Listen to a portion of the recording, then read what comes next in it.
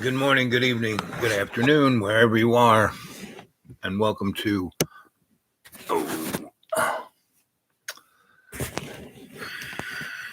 Dreamy Dreamland with Sensei Bob. And don't believe a word I say, just don't do it. This show is, strictly speaking, is for entertainment sake.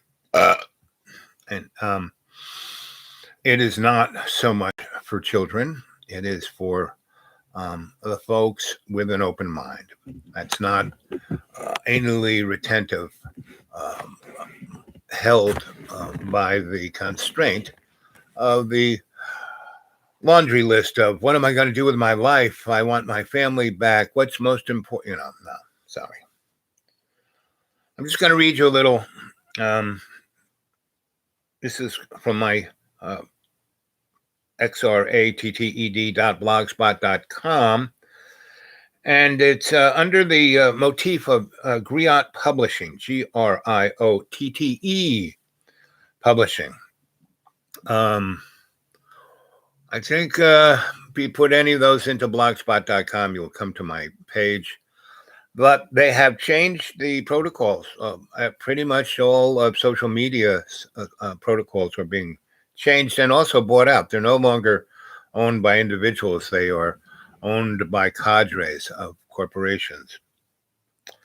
So anyway, I'm just going to read you a little here of what I wrote back in 6/16.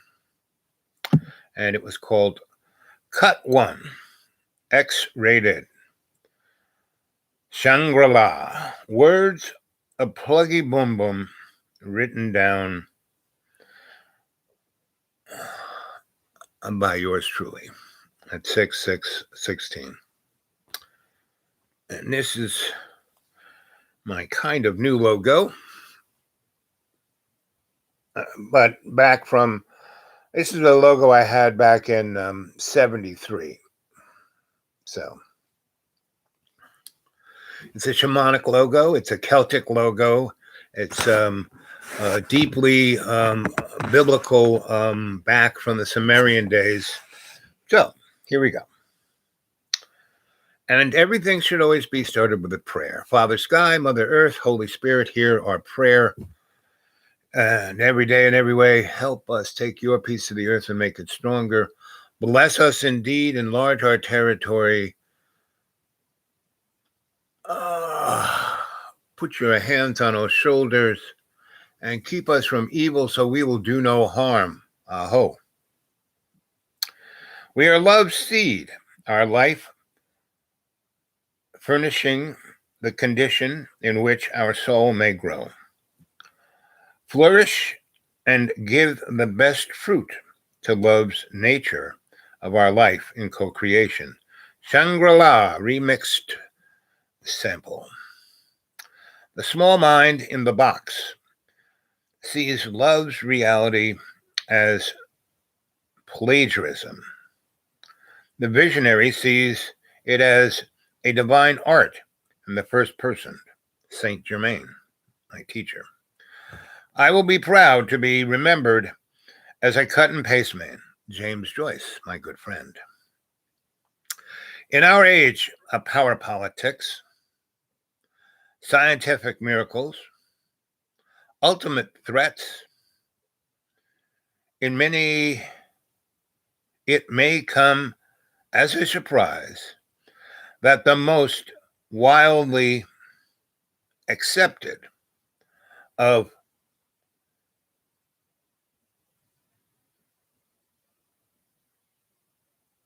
ancient of ideas is that of love's divine invisible hand. Established rules of flows is the affairs of humanity's existence, as Plato, Socrates, Ben Franklin, And as GFD would say, words of my teacher, Saint Germain.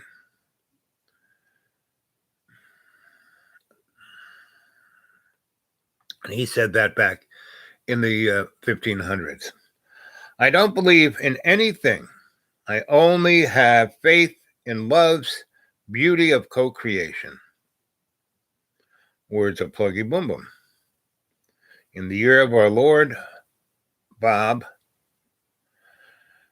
3181.211 BC. OBWDM, that's me, Al Bob, Dr. Martino.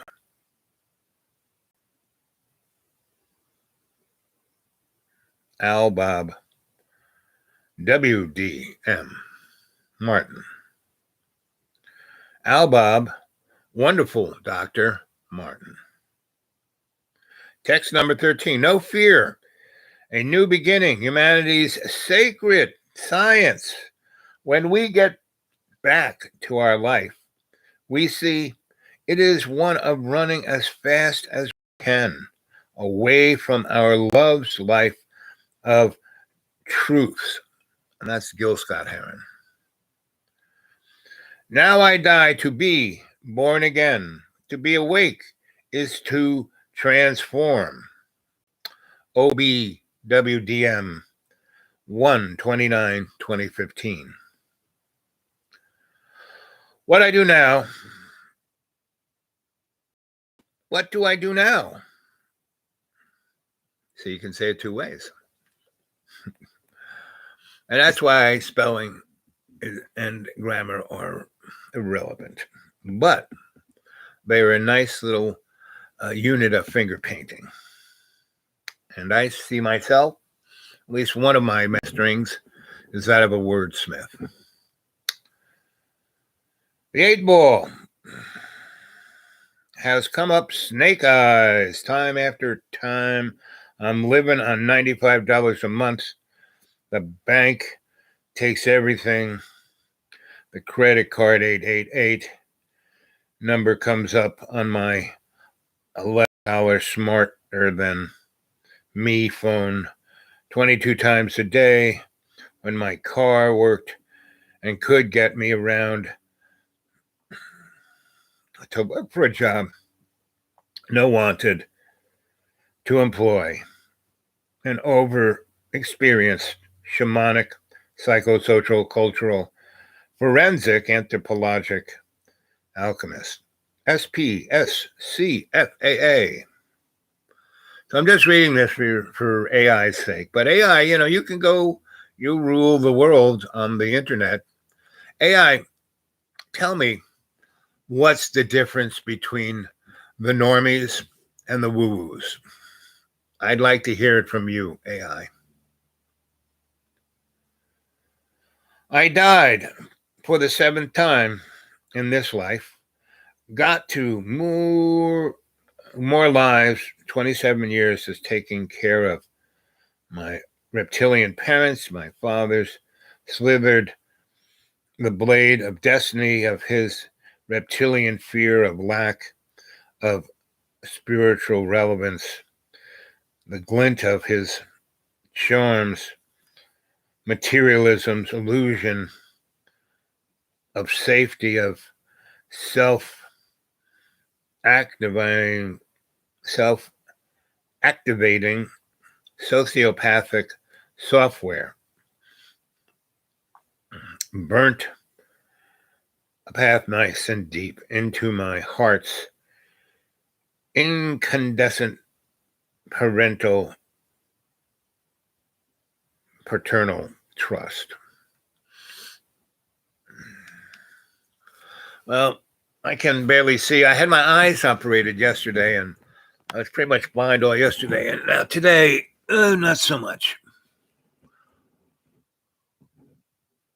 I'd really like you guys to go to xratted.blogspot.com, xratted.blogspot.com, and go check out my writings.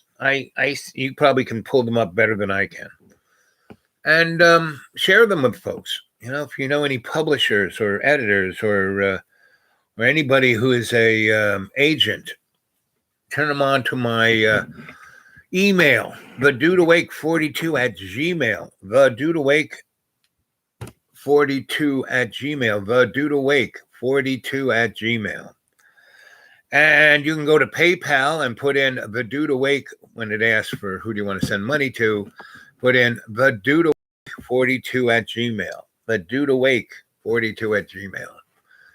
And that would be really nice. And I want to, right here and right now, thank everyone who has been so generous and hospitable, which has allowed me to survive in the material world, the normie world. And there is a really interesting guy named Cliff Hyde. I'm pretty sure that's his name. Let's see. And Cliff is a computer programmer, and he programs, what do you call it? Modeling. He's a modeling programmer, right? And he's worked for DARPA, and he's programmed nuclear war, and you name it, he's done it, right? And so he's pretty much been looking at things since he's been on air forever.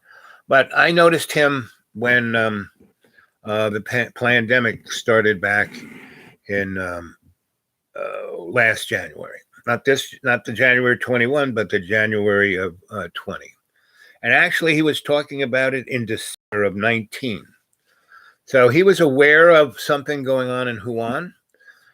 He was aware of the potential of something that's going on in Wuhan to spread because the holiday was just upon us. There had been a military Olympics where virtually every country in the world had sent 200 or so high-leveled folk of the military into Wuhan to compete.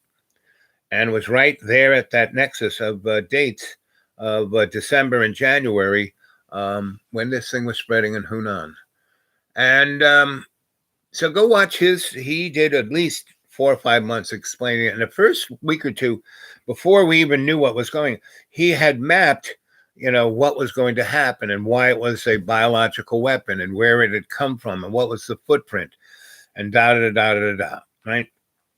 And he's a scholar, so he's not like David Icke or dark journalism or Truly Graceful or what's his name, Mr. Crowhouse. All those guys are great. They have great YouTube channels, but they're definitely from their perspective. And Cliff, he is his perspective is as a scientist engineer who can tell a story through science and math, and he does a great job at it. And I just stumbled on to what he's talking about these days. And what he's talking about these days is this. Woo rules. Where things change constantly. The whole universe should be littered with entropic galaxy zero. There's no entropic forces in play. Ergo, the whole idea of the Big Bang, of expulsion of ultimate energy, all of energy of the universe that is going to dissipate, is bogus. And so I come up with the little bloop theory. And because I developed the little bloop theory, I can go back to all of its principles, all the way back, and follow principle to get all the way to wherever I am in order to analyze the facts of the matter from that moment, from a solid perspective. And that solid perspective, even though my solid perspective is deeply embedded in woo, because bear in mind, I'm denying all of the Big Bang Theory and almost everything that astrophysicists and these other people base it on a cosmological level, although not on a technical sensory apparatus level, right? Cliff High is his name. That's his. One person can Cliff, CLIF, HIGH. Distortion. His YouTube channel. Field within the ether, and another one can look at magnetism, and after spending of years come up with a barely inadequate or barely marginally adequate And that's how I think. Cliff is, he's like my bro from another mo, and he's got a pretty good sense of humor too. So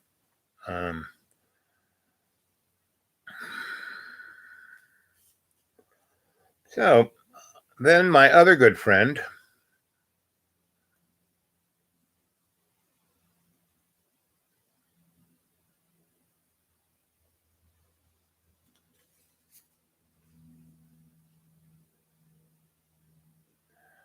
where is that boy?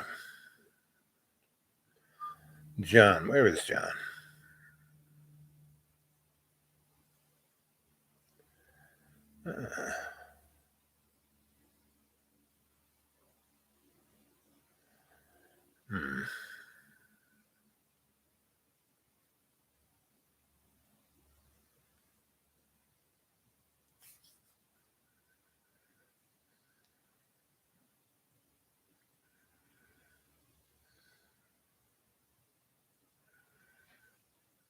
Hmm.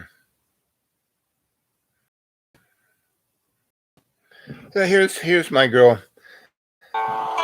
This seaside Verbo is about to play host to an unforgettable vacation memory.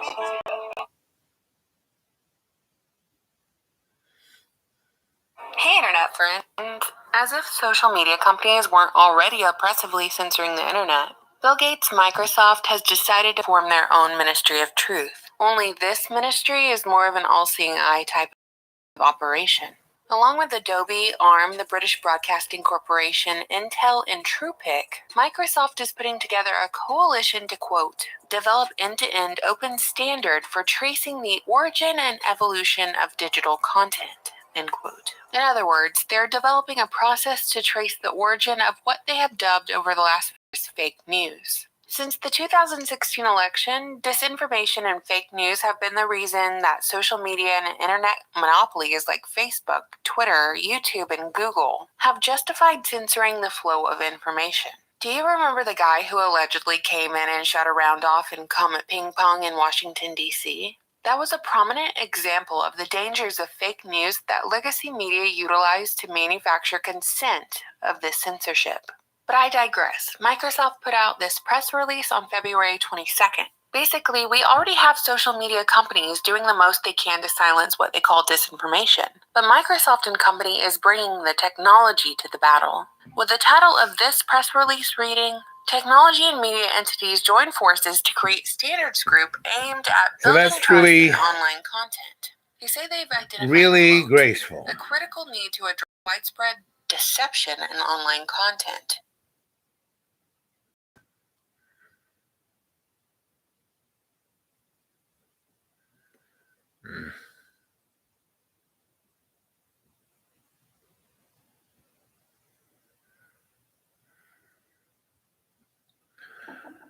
And this guy is dark journalist.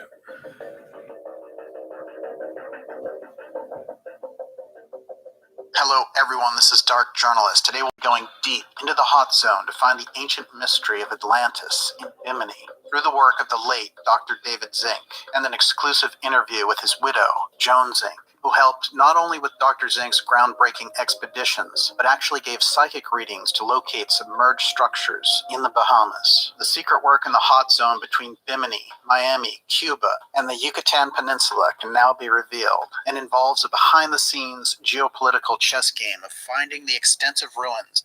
And that's right where the U.S. Navy has its Area 51. They have an underground naval base, underwater naval base too, and they're kind of connected. Very similar to George Lucas's the guy with the floppy ears, and they lived underwater. Their city was, kind of like that. And they found something that was ancient, and they pumped the water out, put air in, and bingo, they had an underground underwater city. And that's exactly, Mr. And that's the interesting thing of Mr. Dark Journalism. He really digs through what bits of arcane history there are to give you a picture of what's going on. And again, You can't believe any of these people's worldview. It's their worldview, not yours or mine, but it can inform our worldview, right?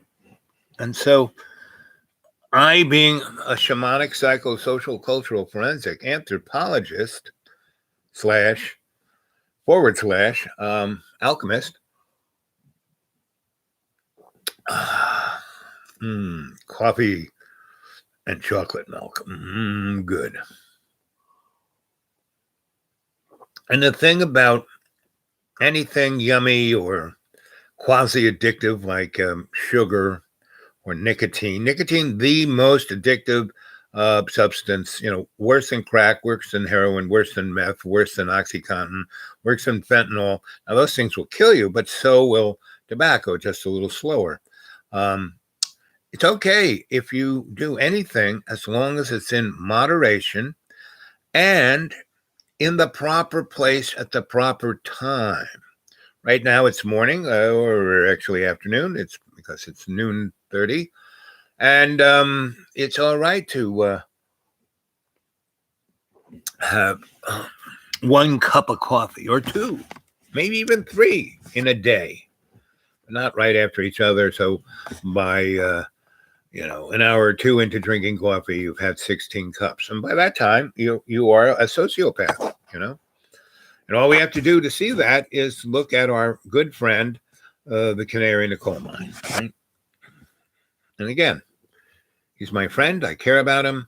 I want only the best for him. I pray for him every day. But after 18 months of trying to, I went on his channel, and he has, broken. I mean, he's Mr. Internet. He knows how to do it. That's why he gets a lot of looks at.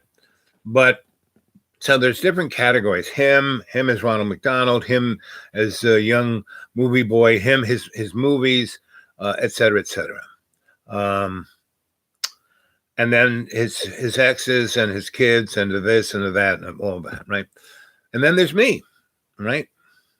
But the way he puts it up there and in code, he tries to say that he is me, which is interesting because I don't look anything like him. And I'm like, 40 years older than he is. And I've had a life, and I tell a story. And so he has at least 20 of my stories up there. And all of them have been viewed by over 70 to 200,000 people. And that's the only thing that's keeping his channel commoditizing, because people are still watching it. And after the third one, I said, listen, I'm going to start my own channel. I want you to connect your channel to mine. So when they look at, I won't do any more shows unless you do that. So at least, because he promised to give me half of what he made commodity-wise on his channel of me telling a story. The old Crone story, hundreds of thousands, hundreds of thousands of views. And the Jimi Hendrix story, the Scar story, the Nazi story, the alien story, I have about 40 stories up on John, and each of them have more than 20,000 views. Like I said, some a couple 100,000 views. And that's where John makes probably a good chunk of change, right? Whereas, every story I tell on my channel, I get, what's really interesting is I watch it for, X point in time. And, I do a show, do a stream of consciousness, a shamanic ceremony, a frame, so you, the observer, can look at your psychology, and to understand your psychology, meaning your worldview, you have to understand your social, what you are orienting as, sexually, economically, racially, politically, religiously. So first your psychology, worldview, then your social orientation. Understand that you understand where grandma came from, what you celebrate, what foods you eat, through your heritage. Then you take that apart forensically, looking at all the threads, all the interconnections. Then you look at it anthropologically, which means anthropology was first started way back in the day when, you know, white man invented anthropology to prove that white men were superior by stupid things like measuring your head or how many bumps you had. You know, it's scientific to prove, you know, you got so many bumps on your head, you're a smart guy.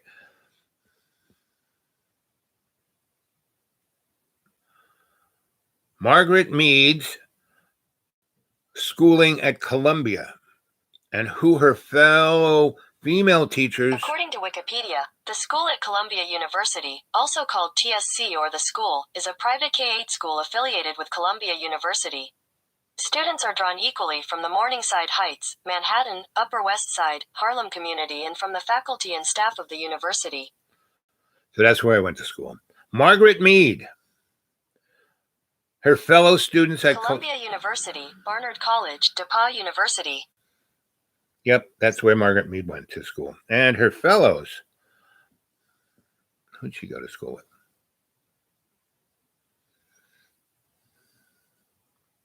with?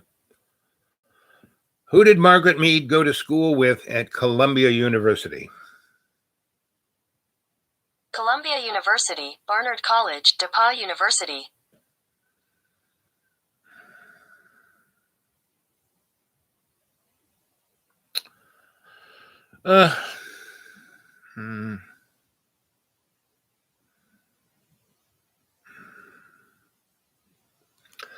So in her class, there were 3 other women who, along with Margaret Mead, changed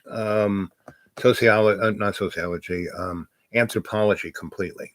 Margaret Mead went and studied sexual whoopiness of teenagers in, the islands, and there was a black woman who was like the queen of the Harlem Renaissance. She knew everyone. She wrote a number of novels and essays that were groundbreaking, and she's got all kinds of degrees, but because she was a woman and black, she ended up, I met her in Port St. Lucie, Florida, where she came from. She was cleaning houses, and she was in her 70s or maybe even 80s, and she, lived in a little shack. No one even knew who she was. Zora, middle name, and she was a painter and a poet and a journalist, and she was like the 8 degrees with every amazing thing of the 20th century. And I had the blessings to meet her in Port St. Lucie, Florida, I don't know, when did she die?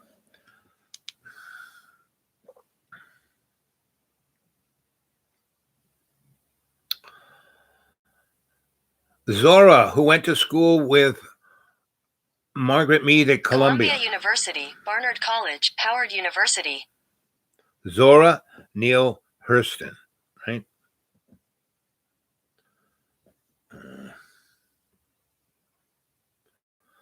Zora Neale Hurston. According to Wikipedia, Zora Neale Hurston was an American author, anthropologist, and filmmaker. Her name is Zoraneale. Her last name Hurston. And that, she said anthropologist. So let's see.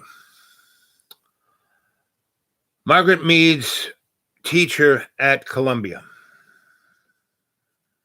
According to Barnard College, Margaret Mead, 23, a cultural anthropologist, writer, educator, and influential thinker in the social sciences, was renowned for changing the way we study human cultures.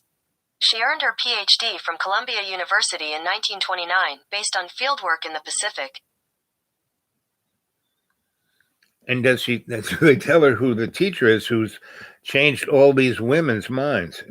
So, okay, here they are. So Margaret Mead and Ruth Benedict was another amazing anthropologist who changed the way things were looked at. And their teacher was Franz Boas. Franzboas, and Zora Neale Austin. Only 3 women were in this whole department, and she's the only black one. And the gods are watching. Whereas Zora's amazing book. Clifford Getz, Edward Sapir, Marshall Shines, and David Greerbar. So, all these people, because they were imprisoned in the Scholastic, the only one of these people who was truly photonic. So, see this glow behind me? This is the illumina, or the illumination, or incandescentness of the fool's world that we live in. The illusionary world. See, there is no photonic light. The only photonic light really showing is me, because there's darkness, but there's no shadow. This, on the other hand, there's everywhere you look in this light, there's shadow. Let's see. Light being, good to see you, bud. So we're talking about the world of the normal, and we are trying to be, every time the empire falls, they reset it. When the Roman Empire fell, it was a real mess, and they reset it as the Holy Roman Empire, right? One day, everyone running Rome was pagan. Next day, they're popes and bishops and cardinals. And it was just another, moneyed scam, right? Just like the Hebrews, just like Islam is probably a lot less money oriented, but it's easier to corrupt because it is an innocent religion based on humility and hospitality. And so it's easy to lie to people who are based on humility and they pray 5 times a day. I'd love to see Christians pray 5 times. I mean, really pray. They go to prayer, they roll up the rug, they face Mecca, they pray. Christians don't, whatever they do.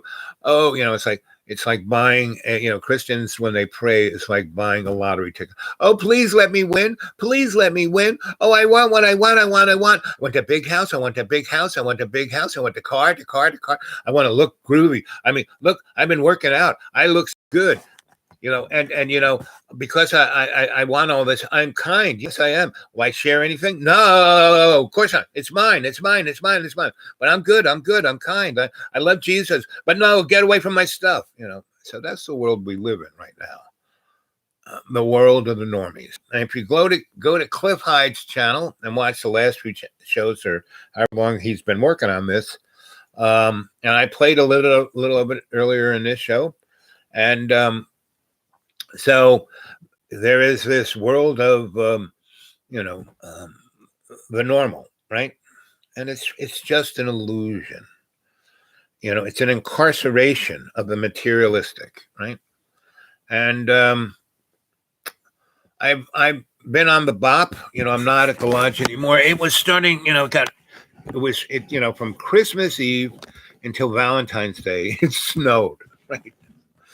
And it was 8 degrees at night and 30 during the day. And so, it was I was starting to, yes.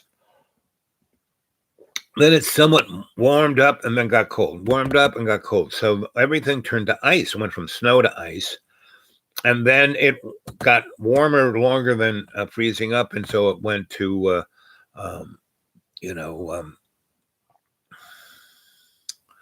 freezing up and then turning to mud and staying mud and being muddy. And because I spent so much energy and time about 20 years ago when I sculpted the deep green, I have really good drainage up there. No matter how, because it's a rainforest, it rains all the time. You're like a mushroom up there. So I cut out a lot so a lot of sun would hit it so it wouldn't be icky. And I put in French drains and good drainage, things on either side, and covered everything in big rocks and then smaller rocks and then crushed run. And then I put cow manure on top of that and planted, good Kentucky 31 grass. And so because grass holds the stones in place and then lets drainage be really good. So it can rain 10 inches and it does in 2 or 3 hours. And everywhere else but my place, there are puddles that take weeks to go away and never go away because it's a rainforest. And so there's tremendous mosquitoes. Whereas where my place is, I have a football fields wide swath of the forest that I kind of, went that way. And then 2 football fields between the Forest Service Road and the logging road, which is on my front lawn. Only the people at the end have the right of way to get there. But a lot of people, but that's the name of the game. But I'm there always. I've been there 18 months now, right? And it's right about now, April 10th is whenever, I guess, when is spring? April 22nd, something like that. April something, spring starts. And the middle of April is when it's heaven. It's no longer going to snow. I mean, it could snow in March, and it could snow. It snowed April 1st, the first week of April it snowed. And it can be cold. And it's on top of a mountain. So it is kind of cold. But when there's no clouds and the sun's out there, it's like a microwave oven. So that's why I have a lot of little hammocks and campsites up in the woods where you can, and I've cut easy stairs into these sites. So I, Gimpy Boy, can get around, right? And not kill myself, hurt myself. Because I'm out there, like this winter, if I fell down and broke something, that would have been it for me. And I had to, we had so much snow. Every time it snowed, I had to get up there with my big rake and rake the paths, because I have to go from top side to bottom side, to north side, to west side. And that's encompassing about 3 football fields of distance. And I have to walk that. I can stay put in the man cave, but if I want to use the facilities or eat something or get water, I have to walk 2.5 football fields. So when I first laid this out, I laid it out very clearly so I could get around and I get killed. Oh, thanks for putting things in where the Roman Empire and all those changes also influenced by the dimensional influences. Yep. Like the reptilians. Yep. And everything just happens by itself. I couldn't have said it better than myself, Mr. Light Being, or Miss Light Being, or just Light Being. But light is not in totality, meaning the best representation of God is the yin-yang symbol, right? And the human experience, the yin-yang symbol, because we have the circle, which is the event horizon. That's why the Big Bang thing, Cliff earlier in this video describes why the Big Bang doesn't work. And he has his own little theory that he jumps in pretty good with. And so there's a circle, the event horizon, and that is like the fence. We are fenced in, right? And so we're not going anywhere. We can get around. We can go to our through our solar system. We can go out where we can see certain things, but with our very limited senses, we only see 0.00095% of everything. And they've discovered this stuff called dark matter, and that's the rest of the unknown, everything, God's co-creation, AOR, all our relations is out there. And we're not going to be able to interact with that until we awake up, until we grow up, until we, in our life in this material world, in this bag of water, in this avatar that we live in every day in every way, to access our ascension, and it's not like here or in between land or heaven or hell. No, heaven and hell are right here, because those things have been manifested or created by us. That's not God's. Nothing in this world has been created by God.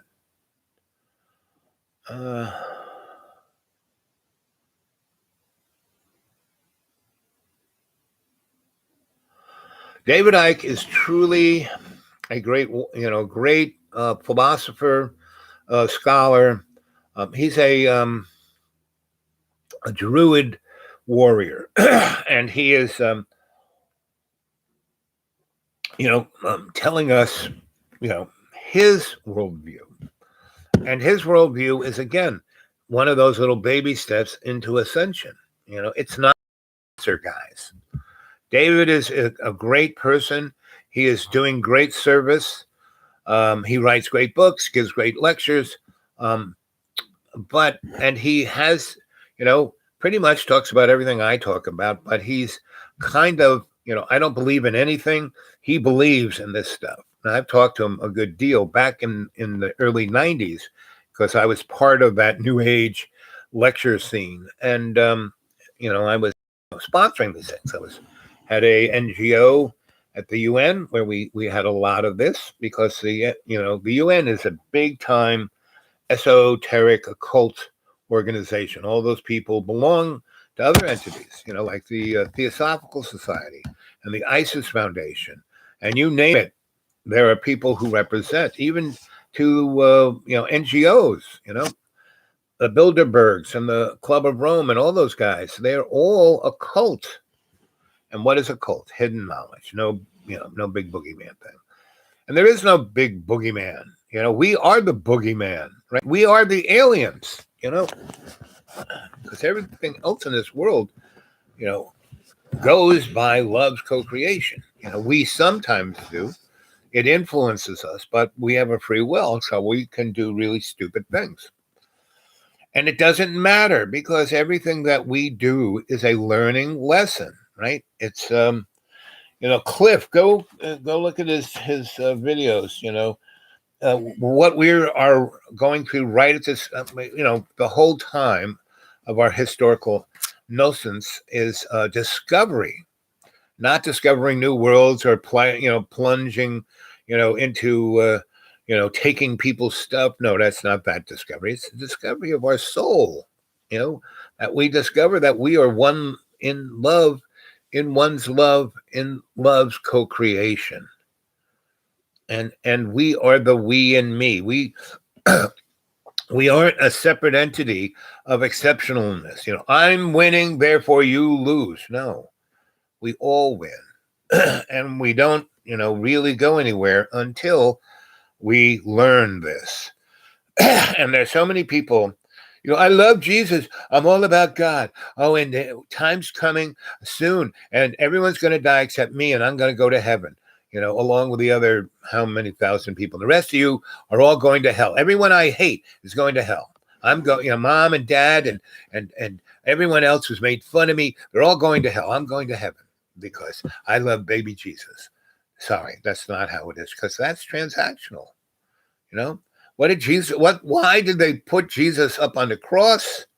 Because the day he rides in on Good Friday on a little mule, and everyone's throwing the palms down on him, and he goes, between he came in on Tuesday, and Friday's when they whack him. And so between Tuesday and Friday, he has all these, and the Bible is very good about it. Mark really writes about that 1 week period really, really well. And it's all about people waking up. when they have the Last Supper, Jesus told John and James to, go find a place to have supper and get it together. And they said, what, we're the guys. No way, send one of the girls, you know. And Jesus said, no, it's up to you. Go take care of it. Well, I've never been this. I don't know anybody. How am I going to do it? They gave every reason why he couldn't do it. And Jesus said, listen, you're going to walk into town. As soon as you go through the gate, you're going to be in the big thing where people are bustling around. You'll see a guy walk by you with a big jug of water. Go up to him and say, hey, the master needs a place for dinner. Can you facilitate that? And he will say yes, and he will take him to a great house, and this guy will be the slave of a great wealthy, not even nobody who's following Jesus. He's a rich guy, right? And so basically, but everyone's heard of what Jesus did because Jesus threw the money changers out of the temple, right? And that basically. The temple was not, the Ten Commandments don't have any other false gods, which is what gold is, and that's what money is. It's a false god. And that's what everyone, we're all following. And very soon, I would say, maybe even before, maybe April Fool's Day will be the day, but the economic system of everything, the petrodollar is going to fall away. And then when people will try and replace it with gold or silver, that's going to be like, you can't eat that stuff. It will also be valueless. And then they'll say, oh, well, we got this thing called cryptocurrency. And no, and the only true currency will be love's co-creation. And that's like, now this doesn't happen like a light switch. Things, if you, the heart of darkness, right? And, where, what's this? I forget the guy's name. It'll pop into my mind. But he's talking about when the center falls, when you can't hold the center, everything falls apart. And we've already lost the center, right? And we lost it a long time ago. We lost it like when JFK got shot. It's a good, if you want any point to put it, and then the other time we lost it when Lincoln got shot, So here we are at 47 minutes, 29 seconds, and there's only two of you there, and no one's, come on, thumbs up. Let's have some thumbs up. Go get some more folks to become subscribers, or as I like to say, part of the cadre. So, good morning, good evening, good afternoon, and welcome to Dreamy Dreamland with your Sensei Al Bob, your griot shaman. And what is a shaman? Shaman is a person who represents a worldview, a frame. And the shamanic frame is that of the indigenous person, the artist in the first person of love's co-creation. See it clearly, right? So that's a shamanic frame. And griot is a storyteller, right? Thumbs up. Thanks, buddy. And the griot tells you a story to wake you up, a good, Buddha was a great storyteller. Jesus was a great storyteller, and in Islam, everyone says the great prophet Muhammad, which he was, that's his title. That's cool. But the people who really made Islam were his grandchildren, because they stepped up. These two kids, especially the granddaughter, stepped up to the Persian Empire that was just going to roll over Islam because it was at its infancy. And she just, and she was hot and she was amazing. And when they were brought there, because they stood up against them, like the 300, that semi-animated story of the Greeks standing up to the Persians. Well, that was actually the story of these two godchildren of Islam. And the guy was the grandson, and the girl was the one back at home base. And so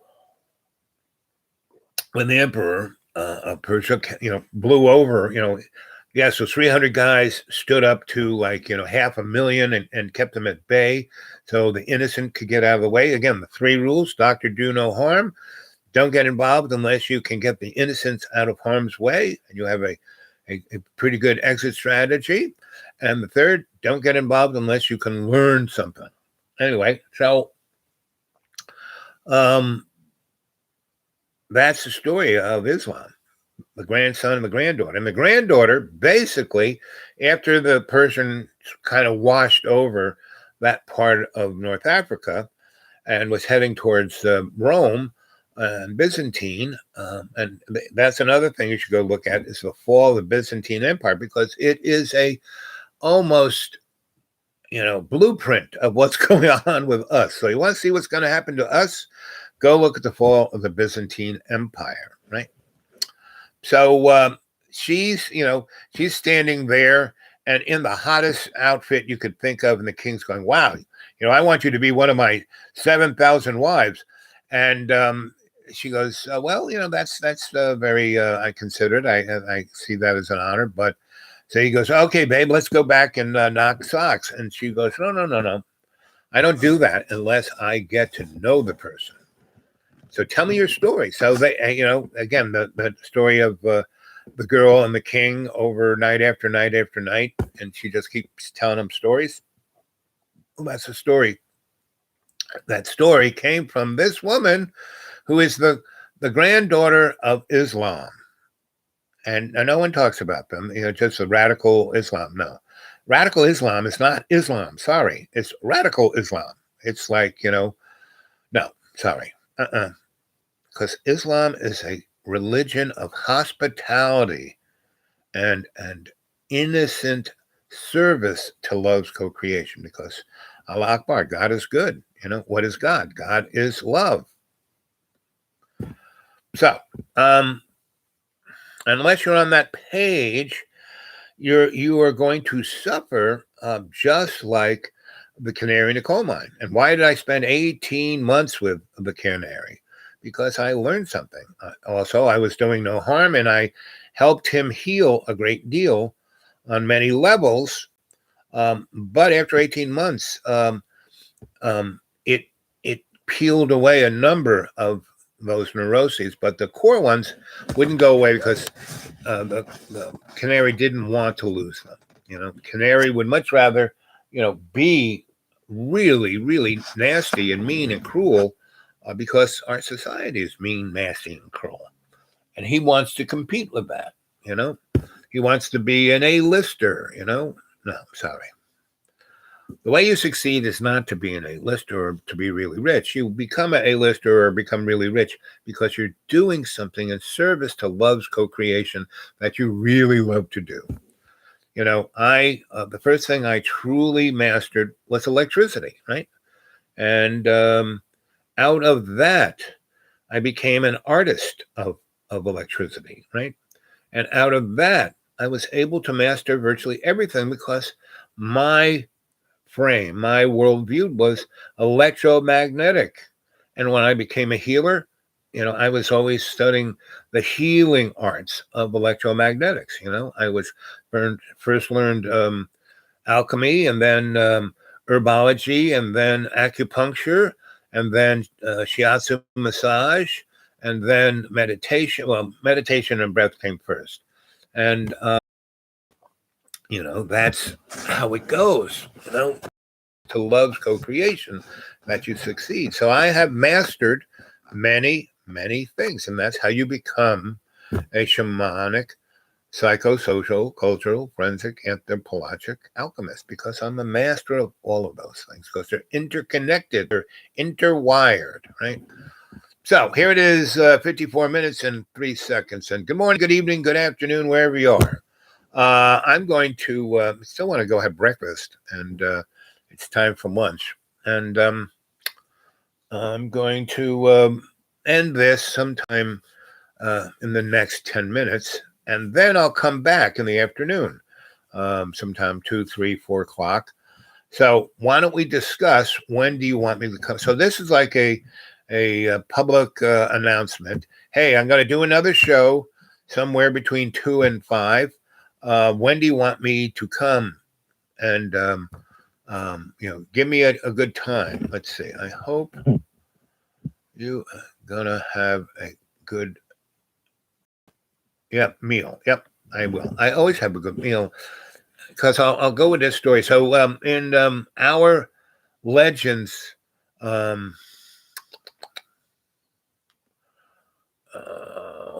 don't know. There's certain words that I use all the time, but they're like blocked somehow. It's when you have a group of stories in one book, right? So my new novel is called Our Legends. That's because there's a bunch of stories in this book. They're all interconnected, but they're separate. So there's a scene where our hero goes to New Orleans in the early 70s with Lester of the Gray Rabbit, right? Of the World Community Consciousness Church. And I met Lester on Duane Street. I had Nikola Tesla's laboratory on the corner of Hudson and Duane.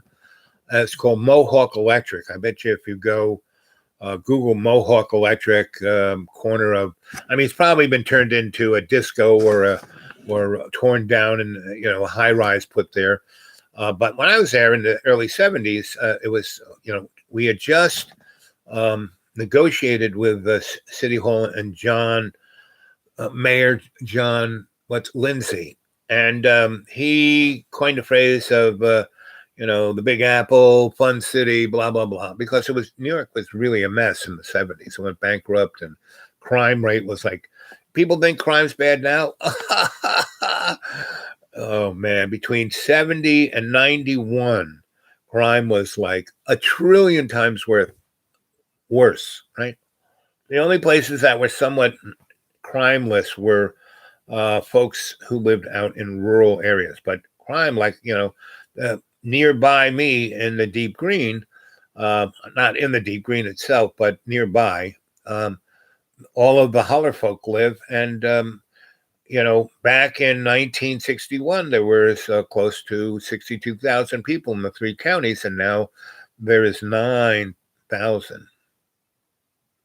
And most of them have died because there is no health care there, and alcohol and methamphetamines. And now there is a pharmacy somewhere between Bristol and Johnson City, that it's a little town. I forget the name of it. I think it's in West Virginia. That their little town has a population of 300. But each year for the last 8 years, they have sold over 100 million prescriptions for OxyContin. It is the most profitable place for the folks who make OxyContin in that family. And the DEA and the state, nobody has closed it down. And if you run through that little town, there is there's an interstate that kind of runs past it, and there's an exit for that little town. And the line up to get off the exit, and then the line from the exit into that pharmacy, is about 10 miles. And if you show up there by 10 a.m., there is a line onto the interstate, where that's, goes back, and the traffic slows down on that interstate because all these people are getting off there. People come from Hawaii to get their OxyContin there because it's a legal drug. They get a subscription, and they're off to the races. So anyway, what time do you guys want me back to tell you a good story? And I'm going to focus more on a story than a stream, okay? And because, like I said, this was more just a public whoop-de-doo. I don't have to work today, so I hope made for sure. Okay, so it is noonish. No, it's actually 1 o'clock now, Eastern Standard Time. A little more past. So somewhere around 3 to 3:30 in about 2.5 hours. I'm going to make something, sit out in the sun, read a little, think, meditate, do all those good things. Now, I hope we can have a good, 10 people as sweet and enlightened and interesting as Light being here. So I'll be back in about 2.5 hours, which should be about 3:30ish to 4, somewhere between 3:30 and 4. I will be back. Okay. So I love you guys. Remember, in every day and every way, take the peace of the earth and make it stronger. And our Father who art in heaven, hallowed be thy name. Thy kingdom come, thy will be done on earth as in heaven. Give us this day our daily bread, and forgive us our trespasses as we forgive those. So speaking from West Virginia, I'm saying I love you guys, and you stay well.